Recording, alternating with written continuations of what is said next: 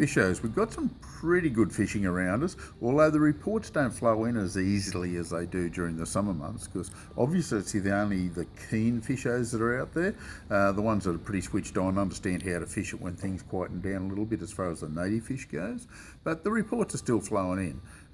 We're getting some pretty good reports from Dart. I'm still happy with it.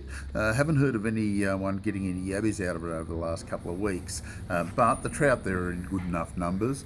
As you all know at the moment, most of the dams aren't letting a lot of water out, so they're usually rising or stable, and that helps things a little bit.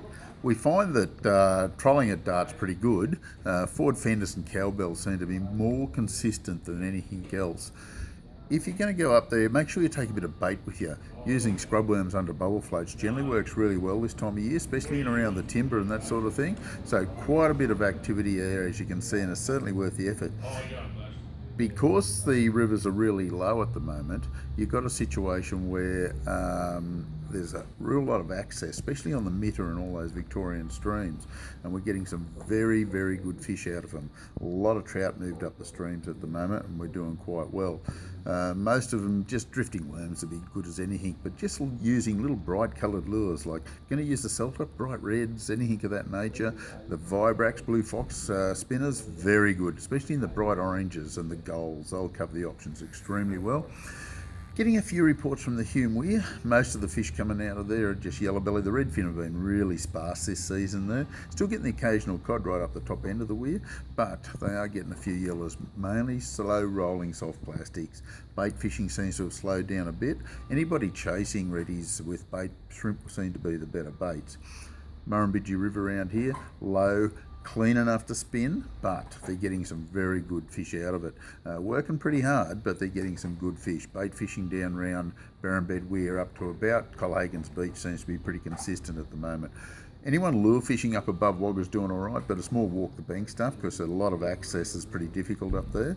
So as you can see, there's a bit of action there. Bundidgery Channel, certainly worth a bit of a look at the moment. There's been a few fish getting trolled down there, and also above Barrenbed Weir, they're trolling quite a few. Olmeen Creek, haven't got a lot of reports from there, but if you get up into Blowering, few trout starting to move at the top end of Blowering, bit of trolling up there, a few Tassies, that sort of thing will cover the options pretty well.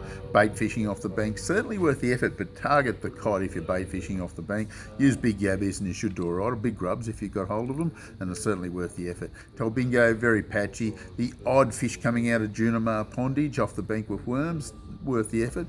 And as you all know, the Yukonbean River, Threadbow River, the spawn run started, plenty of fish getting caught. Not as good as last season because we haven't had as much rain up there this year. Need it to be a little bit higher and dirtier, but it's still worth the effort because they are getting their fair share of fish, and it's not too bad at all. Anybody wanting to go to Burrinjuck, fishing off the timber about 10, 20, 30 metres max, just slow rolling soft plastics again has been pretty consistent for yellow belly. Redfin are really spread out, trolling the odd cod out of it. So as you can see, we've got quite a bit of action around us, and if anybody wants to report some different areas, give us a call next week and we'll let you know. This is the Compleat Angler's Fishing Report for this week. Catch you later.